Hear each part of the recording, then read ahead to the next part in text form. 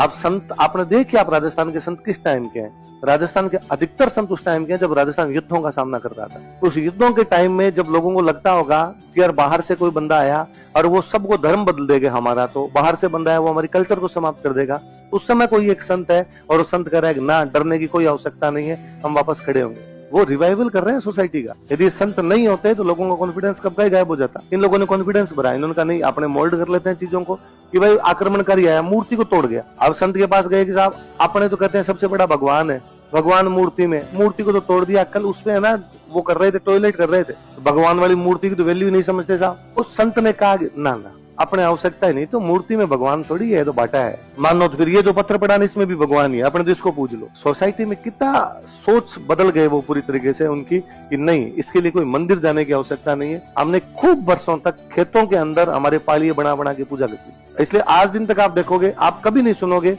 कोई नई शादी हुई बीन बिननी को धोख लगवाने के लेके जाते हैं। आपने कब सुना कि बीन बिननी को अयोध्या लेके गए धोख लगवाने? आपने कब सुना कि उनको द्वारिका की यात्रा करवाई जाए, वृंदावन लेके जाया जाए, या आसपास के आपके किसी बहुत बड़े मंदिर में लेके जाया जाए? ना, गांव के पितर भौमिये क्षेत्रपाल जी, वो गांव के अंदर परिंदा परिंदा समझते हो, मटके जहाँ रखते हैं, उसी में हमने 3 ईंटें जचा के 5 टिमकियां लगा कर पूजा कर रखी है कई सालों से।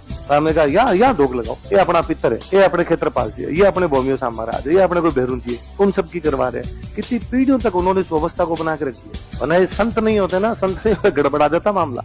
वो बड़े समझदार थे उस समय के, वो बेसिकली उन्होंने इस भेदभाव को मिटाया कि राजा और सामान्य व्यक्ति में कोई भेदभाव होता है। उस संत के दरबार में सारे जाके बराबर हो जाते थे। वहाँ राजा भी उतना ही नतमस्तक हो रहा था जितनी को सामान्य जनता नतमस्तक हो रही थी।